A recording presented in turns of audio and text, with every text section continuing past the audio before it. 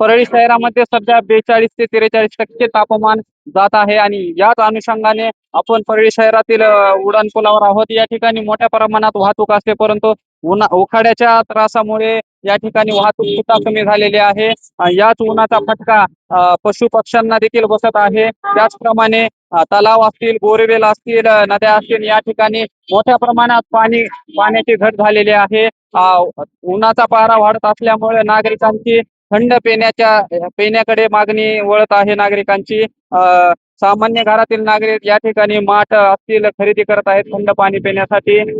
Cooler असेल, fridge असेल, याची सुद्धा सध्या मागणी वाढलेली आहे.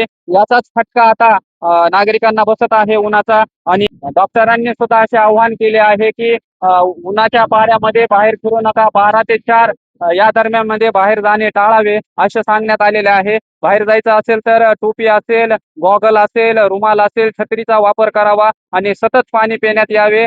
लिंबू पाणी असेल, लिंबू पाणी सेवन करावे. ORS घेण्यात यावे असे आवाहन आता करण्यात येत आहे. दक्ष वार्तासाठी विकास वाघमारे, परळी, बीड.